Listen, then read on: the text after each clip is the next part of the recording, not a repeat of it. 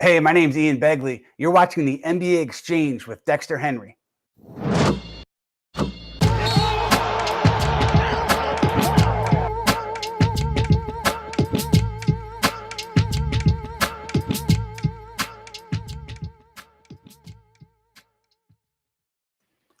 Welcome, everybody, to the Wednesday edition of the NBA Exchange. Obviously, it's our first show for the month of February since we were gone all of last week. But we are back with so many good things to talk about. Now, a lot of the stuff you're going to hear about is about the NBA trade deadline. That is coming up. We will talk a little bit about trades on the show, but just want to let everybody know tomorrow at noon, we will have a special live Thursday show. A little Ain't Hard to Tell podcast / NBA Exchange crossover, in which we will be talking about the upcoming trade deadline a couple hours before it. It's already been busy and active, and hopefully there will be more for us to talk about. One of the people who will be joining me on that show is my guest who joins me on the show every Wednesday here today. That is my man, Jarod Hector. Jarod, what's up, man? How you doing? I'm good, man. How are you? Happy Black History Month to you. That's right. That's right. Black History Month off to a good start for me. You know, you saw Brian Flores out there representing for the people with the NFL. How to make it be known out here in this Black History Month. Yeah, and what we're gonna be discussing today, I think, is apropos for the fact that it is Black History Month. Yo, I think so. I think so too. Obviously, I think it should be noted as is Black History Month. Black creators like myself and Jarod. I think it's always a pleasure to have us together in the same space, being able to do that. We need to see more people doing that around the NBA still. There's still ways to go in that. So as we talk about diversity and inclusion, so that's always dope. Glad you are well, man. I told you I took a trip out to the West Coast last week. I was in Utah. I was in Reno, Nevada for a little bit in the surrounding areas, looking for some ranches for you. In some of these spots that I know you're looking for. Yes, people, Jarod is looking for a ranch. Yes. He's disclosed to me. Yes, I would listen. I found myself getting into that Yellowstone in 1883, and then whenever you start watching these shows, at least for me anyway, you start thinking, you fantasize oh, it might be nice to actually own a ranch. But here's the thing. I ain't trying to do no ranch work, okay? I don't want no cattle. I'm not doing none of that. I just want the land to do what the hell ever I want to do and not have nobody else around me.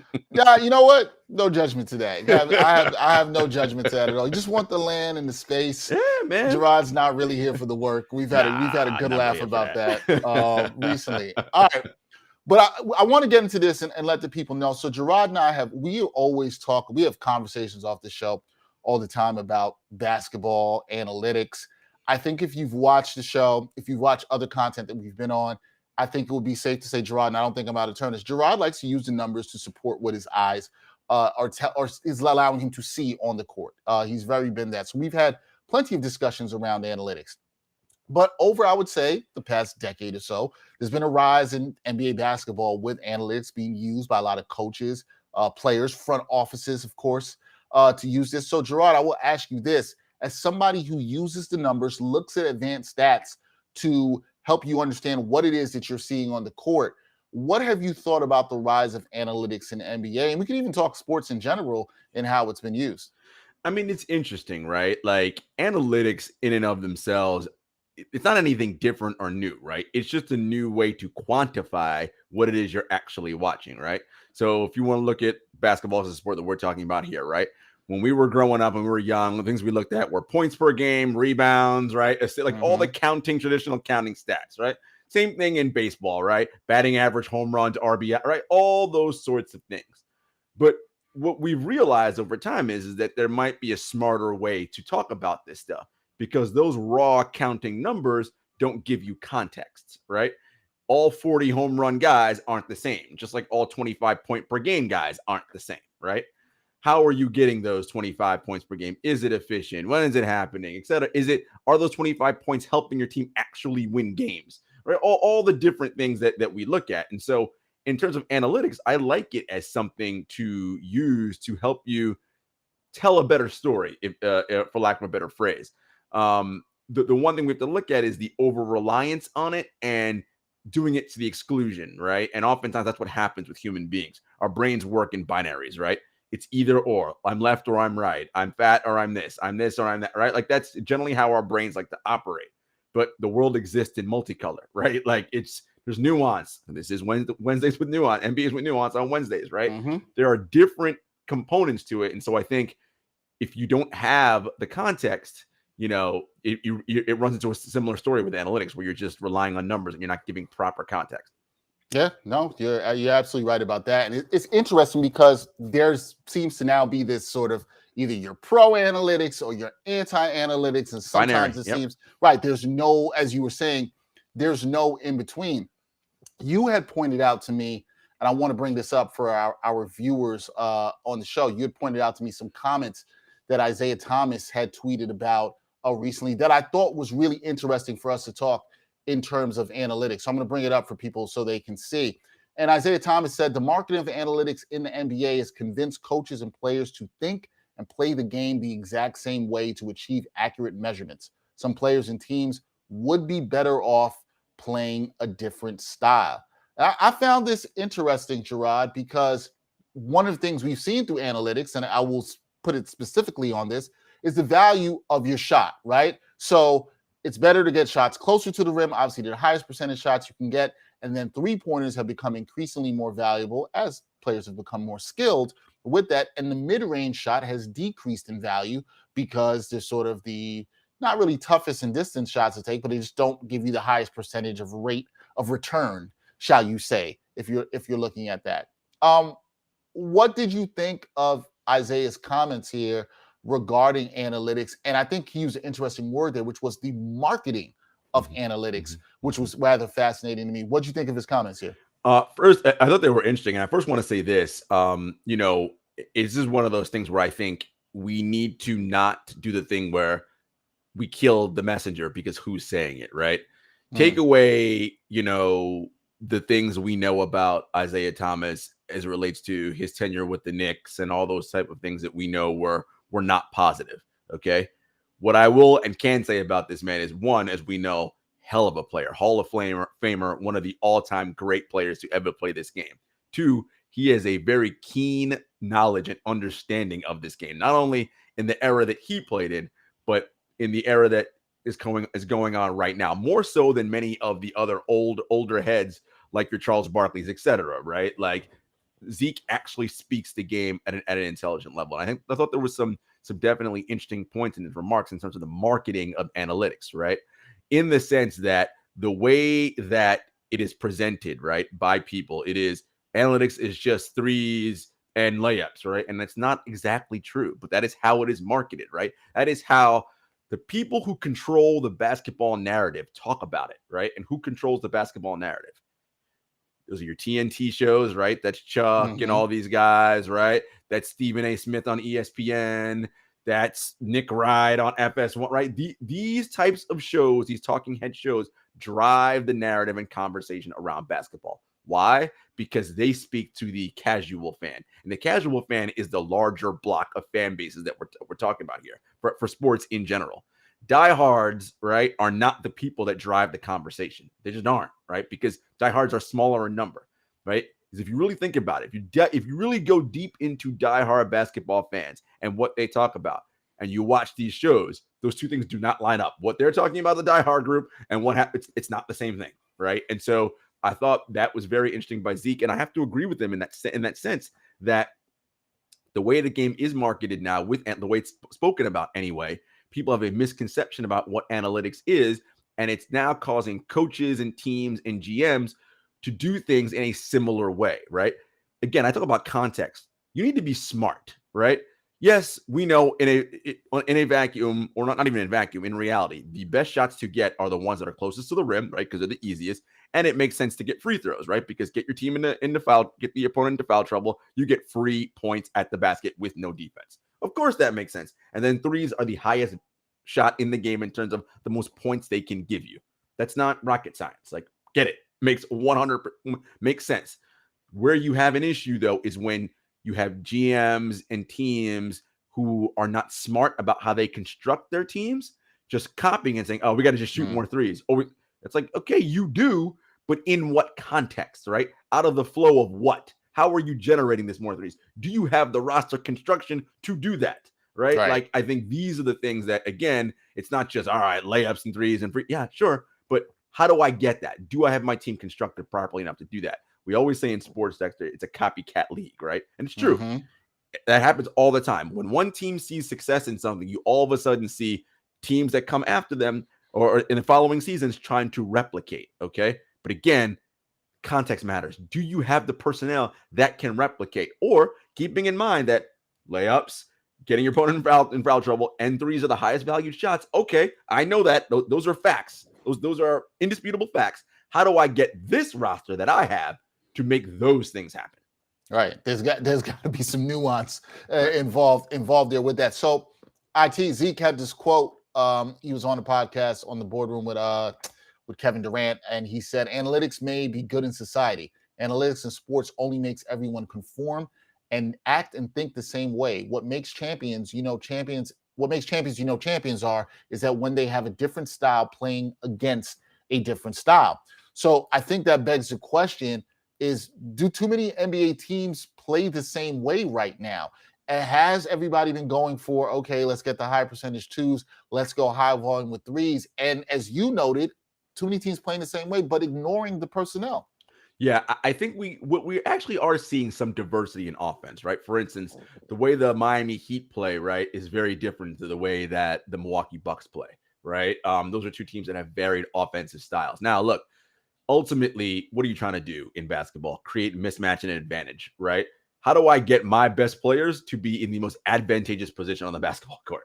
That's ultimately the game that you're trying to play. Now, the way in which you create that recipe or that soup at the end is different, right? And the smartest coaches, Eric Spoelstra, Ty Lue, etc., they all do things differently, and this is no shade to your guys, but you look at a guy like Tom Thibodeau for your beloved Knicks, right? You have a specific kind of roster, but Tibbs coaches in a specific type of way. Well, maybe the roster he has doesn't actually fit the way he likes to coach, right? And that's the thing. Coaches need to be like, it's not so much about, no, this is my system, I'm going to bend you to this. More so, I have a general basketball philosophy. However, these are the ingredients I have. How do I make these people the best possible versions of themselves to ultimately get the end desired result, right? There needs to be some more malleability there. And I don't know that enough coaches have that, right? It's too much square peg, round hole. And so you do see some sort of you definitely see some sort of sameness happening, and it's typically with teams, right, that don't end up performing well that do that, right? But the teams that realize what my roster is, what my strengths and weaknesses are, they can adapt and figure things out. Again, shout out to our boy Brian Fonseca, who loves the Heat. Yes, he does. Spoelstra is able to work with generally whatever he has, right? And he figures out a way to make it work, right? They didn't have Jimmy and Bam for most of the first half of the season, yet they're number one in the East, right? Like they just figure things out, right? They're able to shift and mold. Ty Lue, Coach Thor talks about this all the time. No ego. This isn't working. Scrap. I'm going to something else, right? That whatever's going to get me to the end result, that's what I'm willing to do. And I think you need to see more of that from coaches.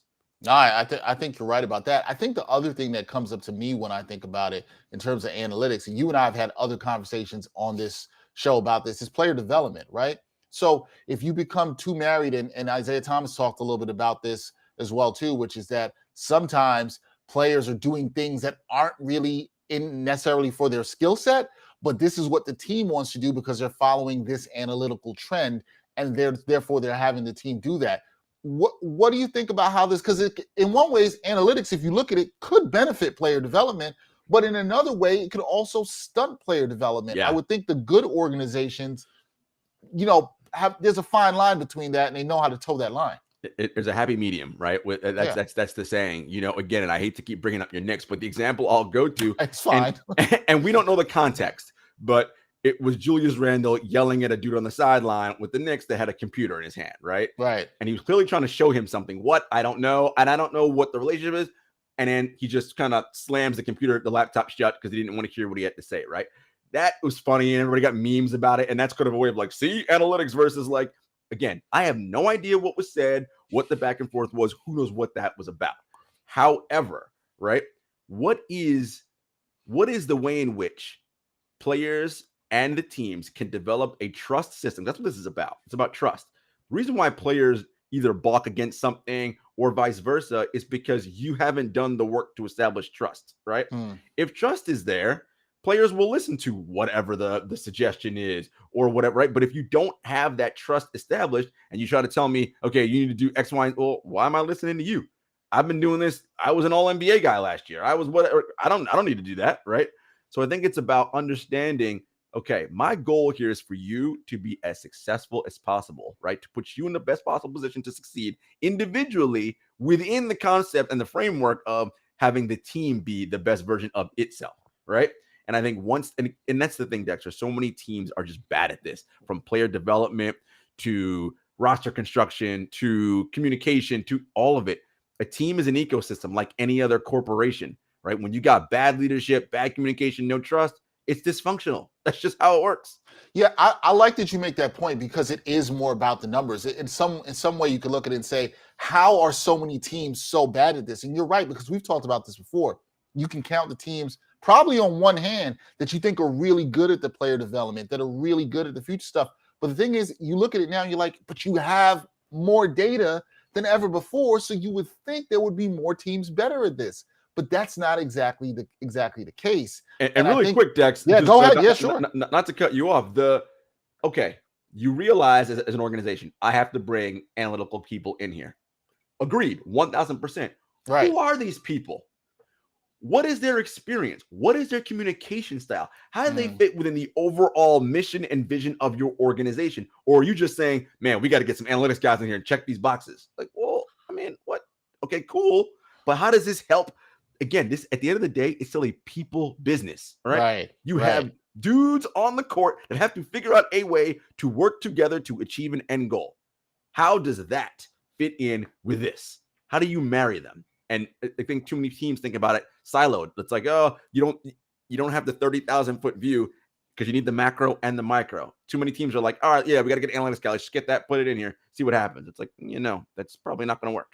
No, you're right. And that was the point I was going to make too, right? Is the people stuff matters here. You can't how things work. And this is across any business. This isn't just the NBA. This isn't just, whatever corporate business you're looking at. The people stuff matters, how it's connected, how it all works. So I guess the thing is, look, you're going to have your detractors, Jarod.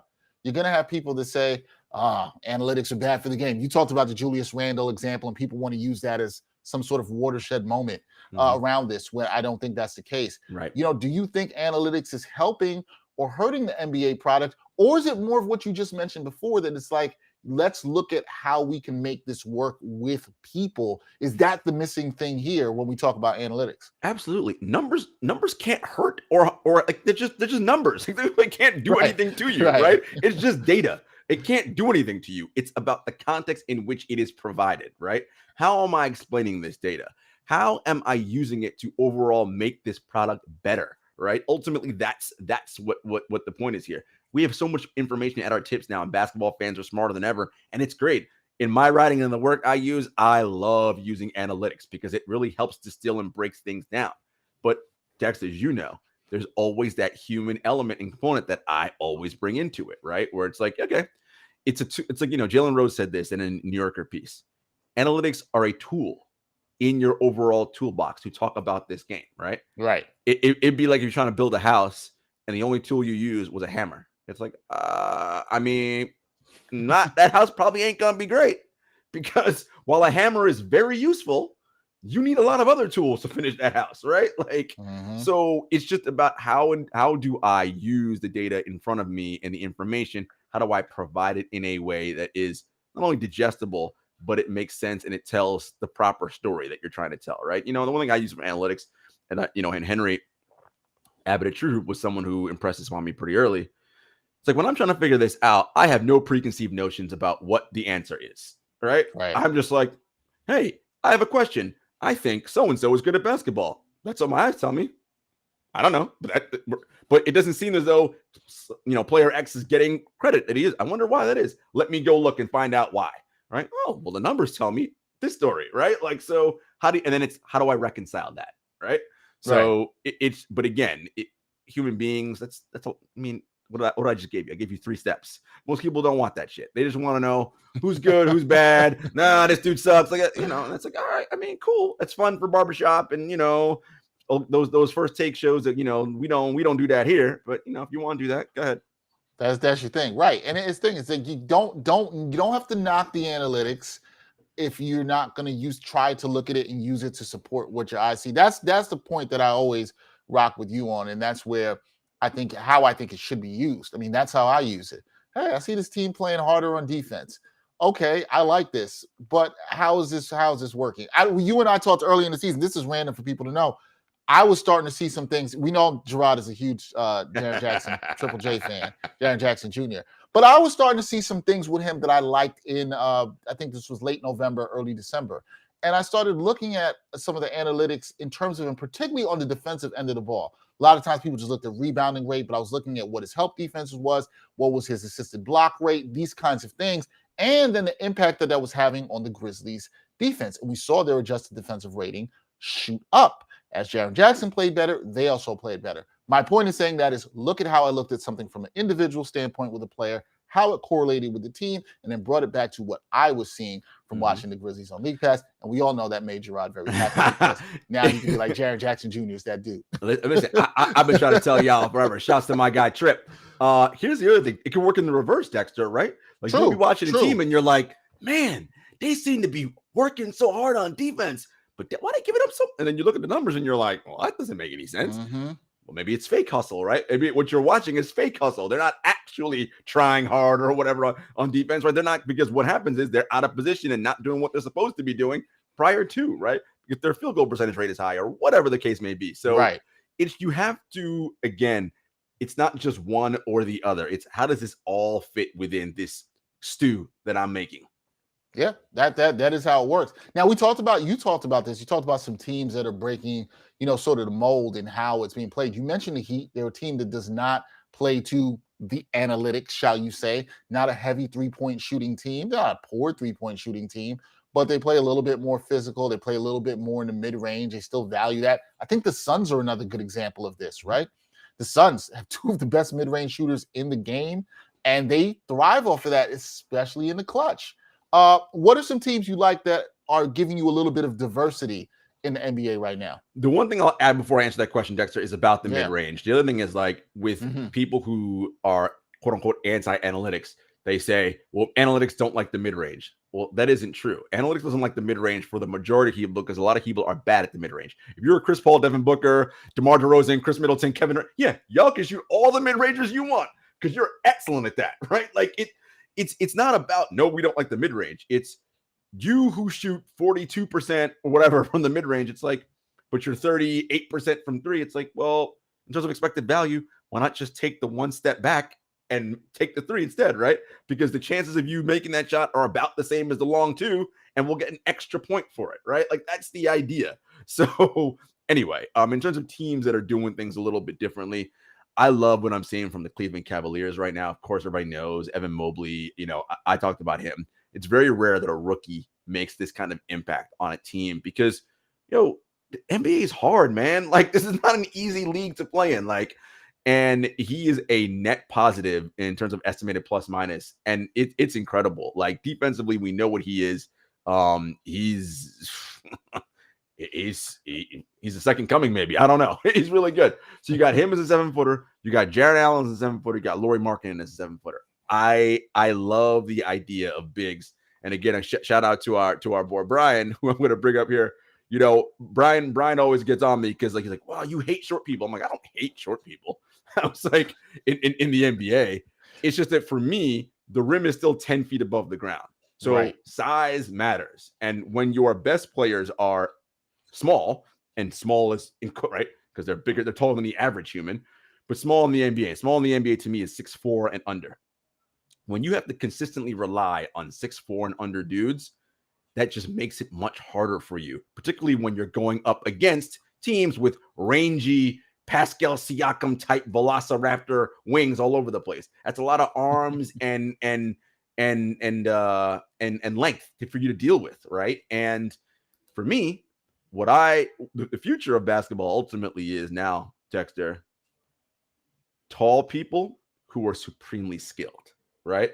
Like we're going to come to a point one day where you're going to see, maybe not all as good as him because, he's one of the all-time greats, but you're going to see teams full of Kevin Durant's, right? Where it's just nothing but, and I don't mean as good as him, like, again, just dudes who are 6'10 or taller or 6'9 or taller who can pass, shoot, do all the things that traditionally back in the day, only small people could do, right? Big people, get your ass in the post, you rebound, you do, no.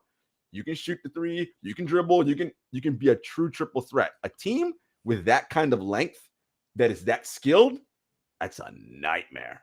You just made Brian Fonseca very upset here because what he's saying is he can't root for the short man anymore. And now, if you are a 6'2" guy like myself playing ball, you might be out of work. And that's who Brian identifies with. So he's not going to be happy if you are unemploying the short man in basketball. Listen, there's always going to be like, quote unquote short men in basketball, right? It's more, you get what I'm saying. It's more about teams that have the wing depth and that kind of size. They have such an advantage, right? You look at the last 15 NBA champions, right? Mm-hmm. They're on every team with the exception of the 15 Warriors. Their best player was a wing player over 6'7", right? That's just, how can I tell you? That matters, right? Like, and so, when you have a league with giant men, right? Like your Joel Embiid, your Nikola Jokic's, Giannis, like, what can I tell you? Like, it doesn't help when you're going up against those guys if you're 6'2". Like that, you have some inherent disadvantages. Right. As the league gets more skilled and taller players become more skilled, which is literally the evolution that we're seeing if you're watching basketball. Yes. It is not inconceivable, I think, to think in 7 to 10 years that you're going to see a team with a 7'2" center and a 6'10". Yes, a 6'10" starting point guard. That's not. That's not crazy. That's Ben Simmons and Joel Embiid. Right. Right. And with other guys around that are in the 6'8", 6'9" range. I'm saying even fully filled out around those two centerpieces. That is Joel Embiid and Ben Simmons. And I'm talking about a 6'10" point guard guys that'll actually shoot. You're going to see that too. That is going to happen. You will definitely see that. You look at a guy like Scotty Barnes in Toronto, and then you look at Pascal Siakam. Jesus Christmas, right? Like between Siakam and Barnes alone, that's just nothing but wingspan, right? Like, and skill, right? They can shoot, they can pass, they can dribble. Well, I'm glad you brought up Toronto because when I think about them as one of these teams that are sort of breaking the mold, they're sort of ahead of the curve because if you look at what Nick Nurse has been doing, he's constantly playing, I put it this term, playing with length on the court. He's really been playing with length. Guys that are even 6'9", 6'10", that range you can handle, who are multi-skilled.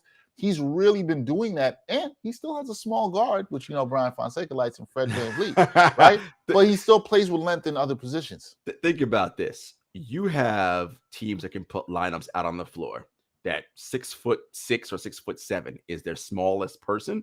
So it's when they quote unquote go small, but their tall people have switchability. They can switch out onto smaller. What an advantage you have, right? Think about those elite Warrior teams, right? Yes, I know Curry's 6'4", but let's assume they had to put someone else in Curry's spot who's going to be 6'5". You got Draymond, you got Clay, you got KD, you got Iguodala, you got Sean Livingston, right? Let's say those are your five. For whatever reason, they had to. Oh man, everybody is just arms and length and wingspan out there. We switch in 1 through 5. What you gonna do? Yeah, it's a problem. And as a league becomes more skilled, you got to have players that can switch 1 through 5, and that's something. You don't need the numbers to tell you that. You can just see in terms of the skill to tell you how that's going to go. So good discussion on analytics. Let's talk a little bit I wanted to talk about trades because we're going to talk a lot about that tomorrow.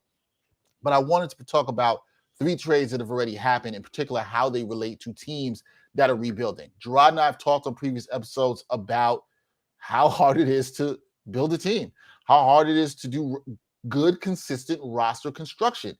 I think sometimes that's lost on fans. I really do. I was talking to some fans the other day. I was like, well, why can't this happen with this team or what? And it's like, it's not all that easy.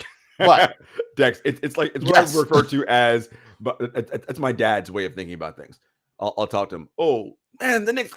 Why don't they just? I'm like, Dad, what do you think? You can't just trade people. Like, tomorrow, get rid of this guy, and get this guy. I'm like, how? It doesn't work like that. How? That's not how this game works. There is a salary cap. There are these other things that are going on. I don't think people. I think, and this is something I think we should think about tomorrow as the trade deadline approaches. Is it's hard to make deals.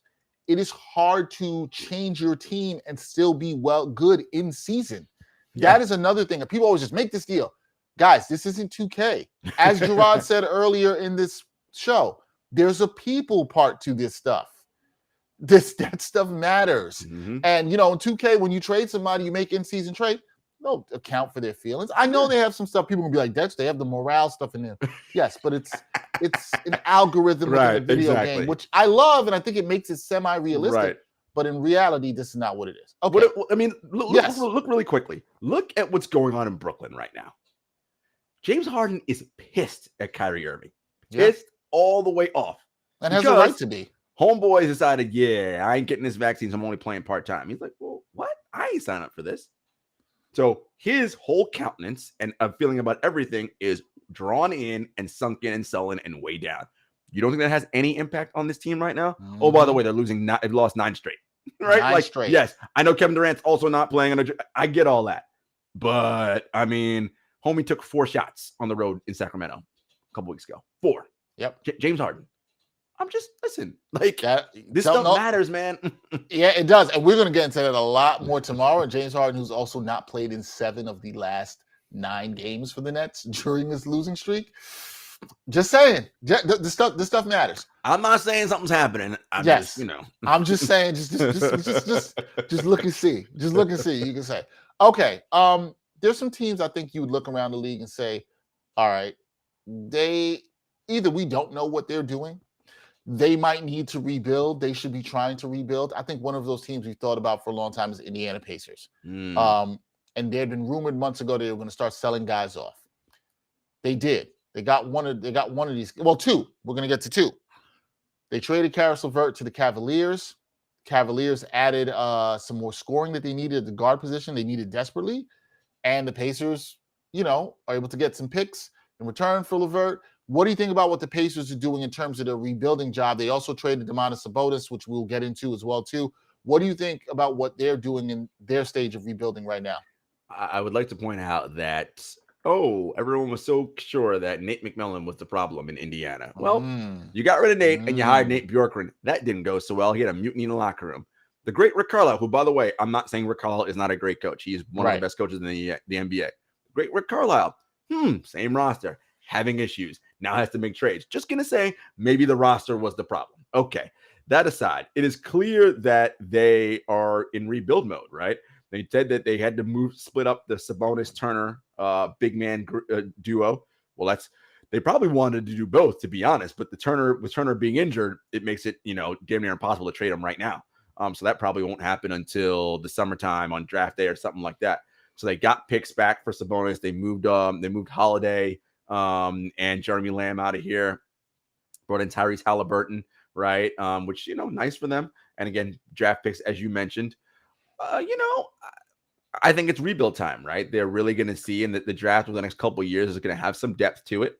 I just think that their plan is let's rebuild through the draft because look, Indiana ain't a free agent destination. So they're not going to swing and get any of these big time dudes, or the only thing they could potentially do is if they could keep accumulating draft capital like Oklahoma City, they can then move those pieces for an already established player, right? Superstar type of player that's under a max deal that a team may want to get off of because he's already locked on a contract. That's the other way that markets that aren't attractive can get superstars, right? We saw Oklahoma City do this in the past. While they won't come here as free agents, all this capital we amass, we can move that to a team and get someone already under contract locked up for 3 years or what have you. Yeah, I mean, that's what I'm sure they did like to do. I think it's going to be interesting to see what else they do going forward. If they move Miles Turner, they can't trade Brogdon. If they're going to in the future, they got Halliburton, which is a nice young piece. They have Duarte on this team. So there's some decent young pieces. What they will do going forward will be interesting. You also mentioned the Kings. They're the people who got Domantas Sabonis. They traded Domantas Sabonis. But I don't know about you, man. This trade, I'm still like, what are the Kings doing?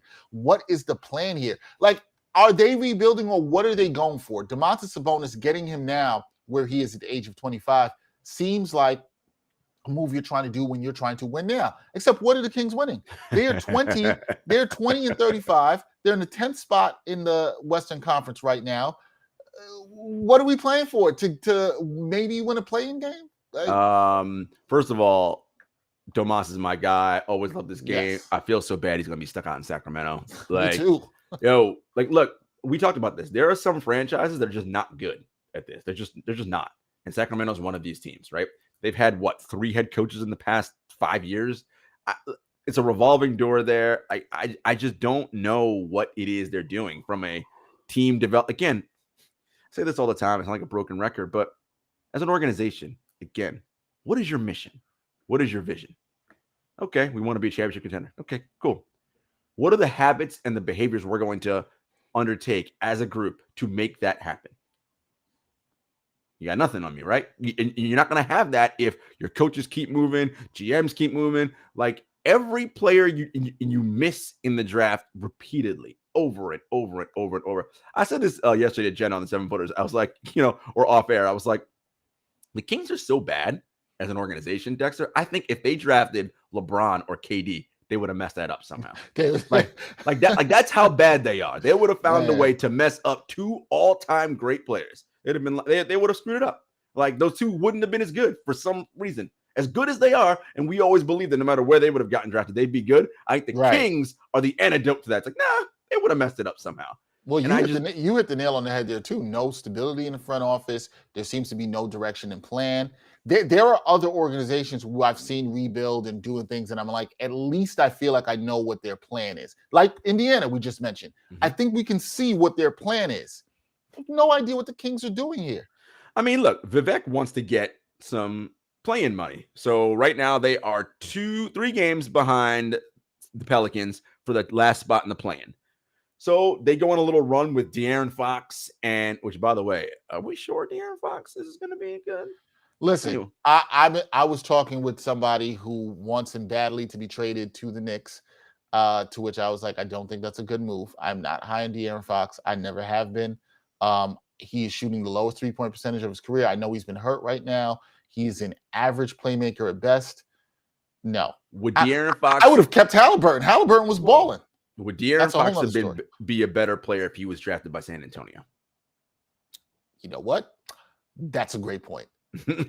I'm willing to bet yes. Okay. That's what I'll say. Okay. And yes. The challenge for you as a Knicks fan is the Knicks have not shown they're great at player development. So if they have, what are they going to do with De'Aaron Fox? Yes. I will say this, that I say in recent, great is a good word. I'd say in recent, they've shown that they've been competent at it, right? They've drafted some decent players. Drafted some good guys. Yeah. Barrett seems to be coming along quickly, kind of regressed this year. Grimes seems to be developing pretty decently, but they haven't been great. It's better than Sacramento, though. I mean, but the bar is really low. I was gonna say, your bar is way low. But no, it Sacramento. So yeah, Vivek wants to get into the play-in. He wants to get some of that money. Look, these owners, I've talked about this with you before. Over the last 2 seasons, they've lost money, man. Sponsorship money, ticket revenue, gate revenue, all that because of COVID, etc. So these people are trying to get into the play-in however the hell they can, so they can recoup and get some of that money. And the thing about the play-in is, depending on where you are, 10 or 9 or 8, all you got to do is win 1 game, maybe 2, right? Anybody can get hot and win 2 games, right? So you have those 2 games. Then you get into the playoffs. You're guaranteed minimum 2 home games. Guess what? That's revenue. That's, these guys are trying to recoup it any way they can. I understand that, but they know they're the Kings. I mean, look, they know they're the Kings. That's all I'm saying.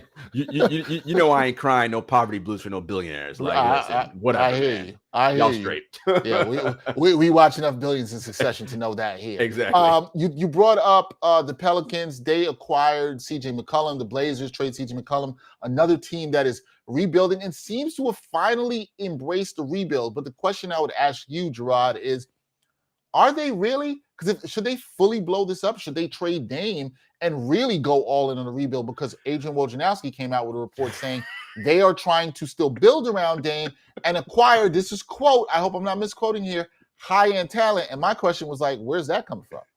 Shout out to Woj for being the PR for the Blazers, by the way, Yes. because that's exactly where that's coming from. Look, first of all, are we sure that what the future state of the Portland Trailblazers is? And what I mean by that is, does Jody Allen want to keep this team, or is he trying to sell it? That's my first question. We don't know. That's my first question. Secondly, Joe Cronin took over for Neil O'Shea. We know about all the issues that was going on there in terms of the workplace, so they're still reeling from that.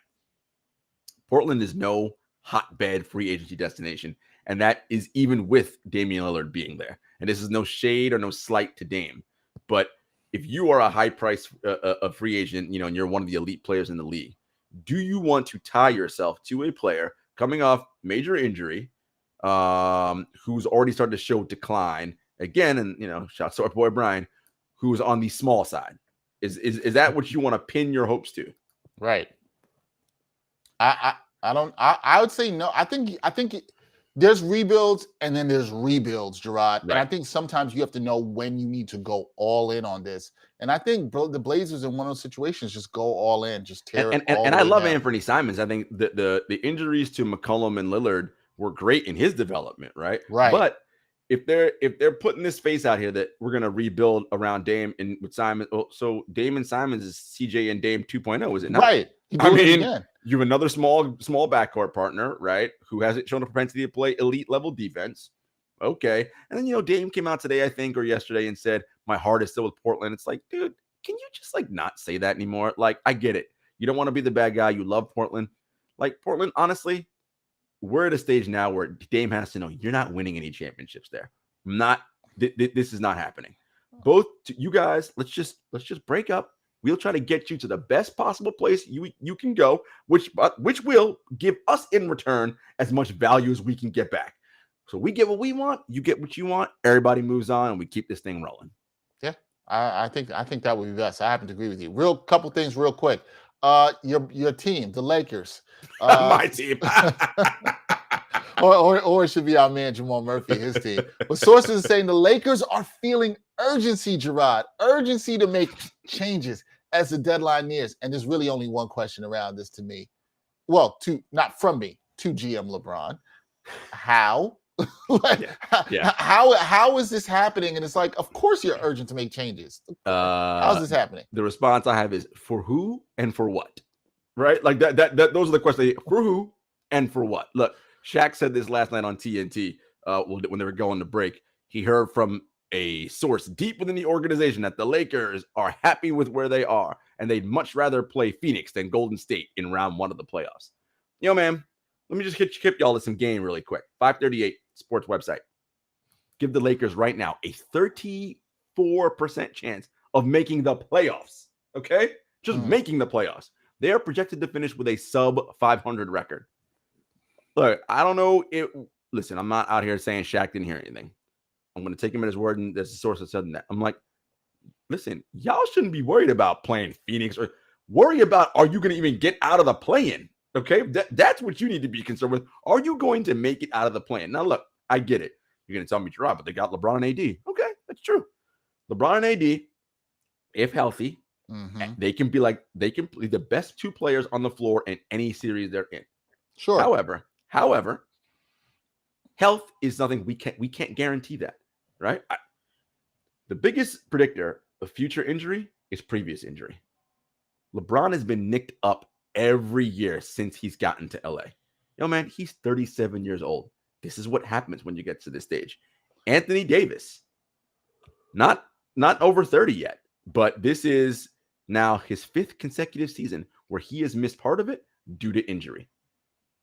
Look, man, I don't know what to tell you. Like, so you're asking me to make a bet on those 2 guys being in tip-top shape at the end of the regular season, and I can't do that. I can't do it. You're also asking to bet on Russell Westbrook contributing, who's been a mess and disaster out in LA, and that's a whole other thing. But we'll get into that no more. But look, the urgency is there. The urgency is there in Hollywood. They're looking to make changes. I don't see how it's coming. For who is of value that anybody wants on that roster? Laker fans are going to tell you your man THT. That's what they're going to say. Whose man? No. No.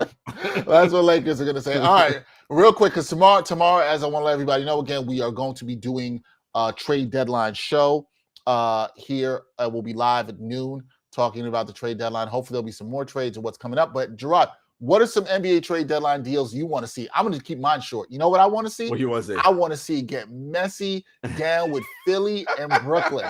Let's get the deal done. We've had all this drama. We kind of concede. Not saying that we know James Harden doesn't want to be here. Let's get that messy deal done.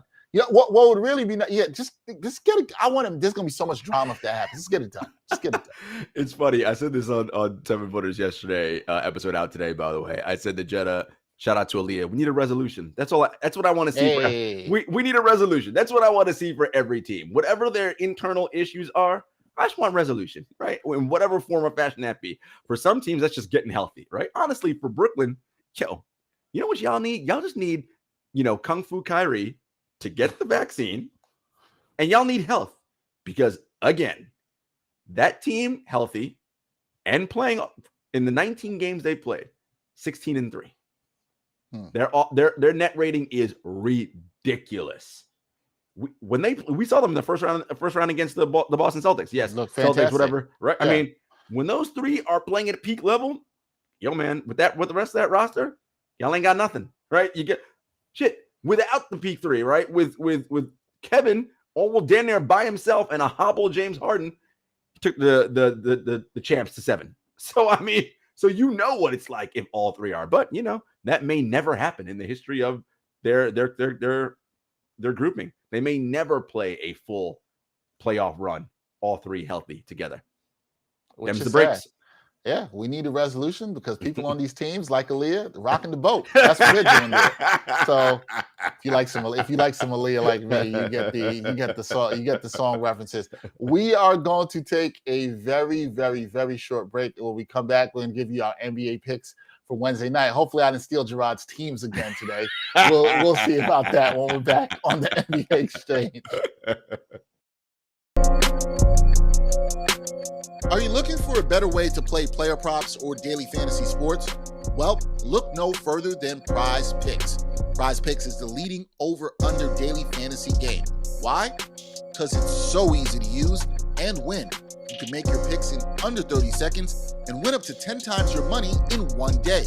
Right now, we have a special offer for our viewers and listeners of the NBA Exchange. All you got to do is sign up now and use the promo code NBAEX. Prize Picks will match your first deposit up to $100. Yep, that's right. They'll match your first deposit up to $100. So, join the over 150,000 others who found a better way to play and download the Prize Picks app today.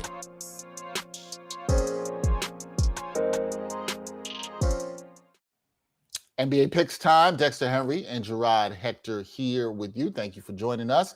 Be sure to check out Prize Picks. We got some promo codes going on. You saw the one NBA EX. There's also one for the 7 Footers pod. 7 Footer. You should check that out. Multiple ways for you guys to get that money. Free money. Get that money. And now we're going to try to hopefully help you win some money. Jarod, light schedule tonight in the NBA. Let's just keep it real. These games ain't great tonight. They're not. They're not. They're not great at all with these games tonight. The games are so bad. I'm going to take one. I might actually take the Lakers for all I know. That's how you know it's bad. That's how you know it ain't bad. That also should tell you the Lakers are probably playing somebody that I believe is worse than them. So there you go. Jarod, what's your first game you got tonight? I'm looking at the Chicago Bulls at the Charlotte Hornets. The Bulls are 1.5-point favorites. Over under set at 236.5.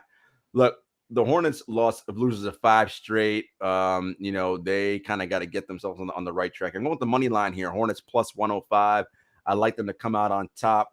And I like LaMelo Ball double plus 135, and double for me will come in points and assists. I see a 20-10 game for him tonight, and Hornets getting off that slot. That's not I like that. I like that pick. Money line at home for the Hornets, trying to end the 5-game losing streak.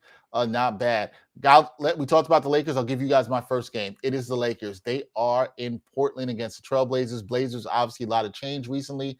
Made multiple trades in the past 5 days. So a lot with roster change going on there. The Lakers, they said there's urgency for them to get changes. But you know what there's also urgency for, guys?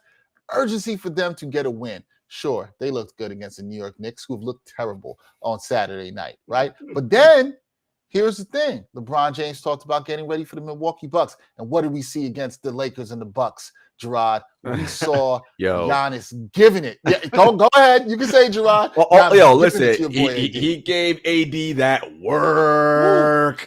Listen, I say it all the time, man. Like, listen, at some point, Giannis is who we thought AD was going to be, right? And listen, man, if Laker fans want to, we're gonna go to the listen.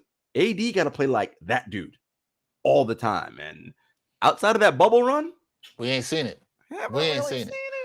We haven't. So with that being said, I think the Lakers are a little bit annoyed, obviously, off of last night. LeBron James coming out and saying that we are not on the level of the Bucks. Yeah, we knew that. We definitely knew that for sure. But the Lakers here are 8.5-point favorites. So here's my thing. I like the Lakers here. I think if you're really confident in them winning, which I am, but you can't really be confident in anything with Lakers these days, touch the money line here. But if you want to play the points, see, 8.5, a little too much for me. This is where I like to go for an alternative spread or look. Go down to, minus 6.5. You can look at different sports books and you'll find something around, minus 140 for the odds on there. Just go down 2 points. Play it safe, maybe throw some money in there. Give me the Lakers. I'd look to go down to minus 6.5 on this with an alternative spread, and I'll take the Lakers because I don't trust them, and the Lakers be Lakering right now, and that's not good. And I used to say that about the Clippers. So I don't know what's happening. According to 538, the Clippers and the Minnesota Timberwolves are projected to finish with a better record than your Los Angeles Lakers. My Los Angeles Lakers. Okay. That's not good. That's not good. The Lakers were at 34% to make the playoffs, you said, according to 538. To make the playoffs. And the Timberwolves and the Clippers, who shout out to Ty Lue's done an amazing coaching job this year, they are projected to finish higher. Amazing. Speaking of those Timber puppies. There we go. I'm going, look at me and listen, this is a late game, and this is where the degenerates be hanging out. Timberwolves at Sacramento Kings. The Wolves are minus 9.5-point favorites. By the way, your Minnesota Timberwolves 29-25 in the 7th spot in the Western Conference, Dexter. A game behind the Denver Nuggets at 6. Man. I'm not saying. Here we go. I'm just saying. We go.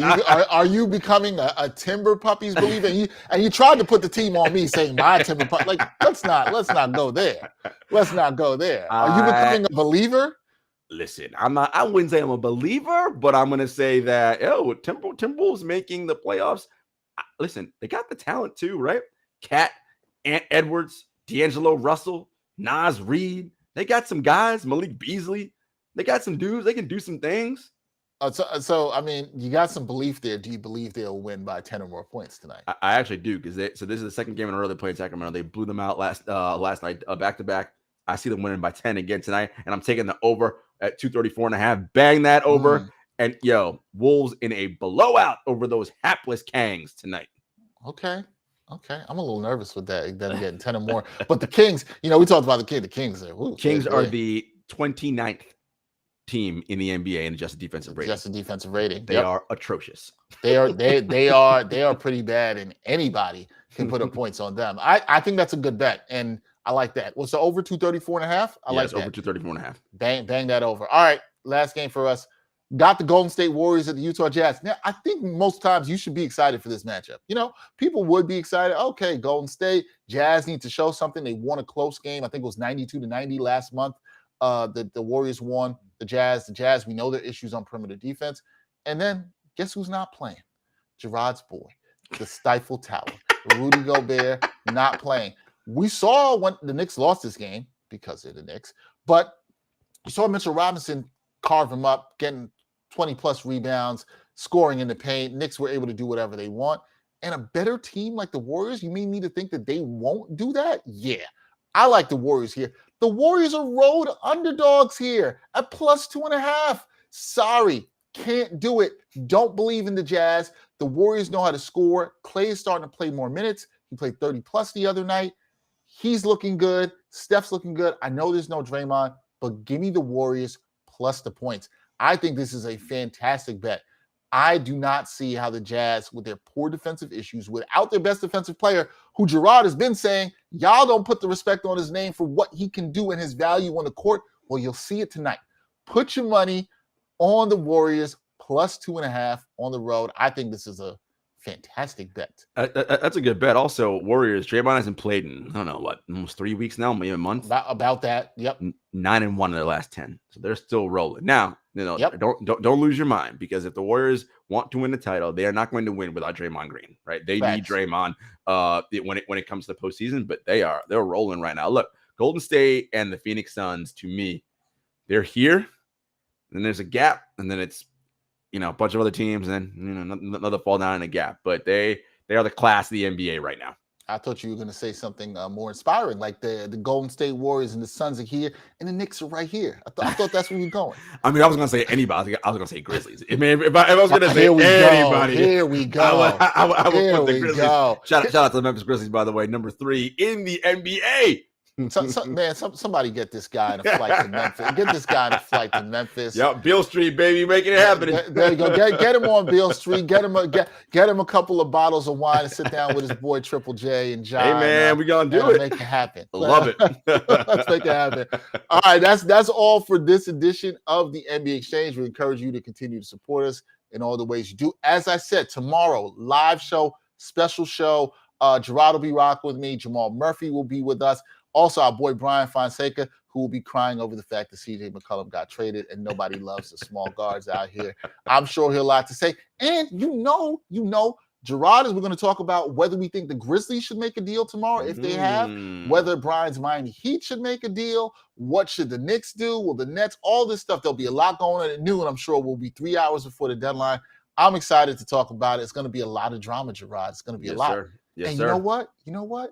Maybe tomorrow, just maybe tomorrow, we still might not even do hot takes. That's how we roll here. Yeah, we're still going to bring you the nuance on a Thursday. That's how we gave you an hour-long show, and there wasn't one single hot take in here. You see that, people? It can be done. You can do that. It's possible, man. It's possible. Y'all just got to believe that you got can accept and want the nuance too. You can do it, man. You can accept the nuance.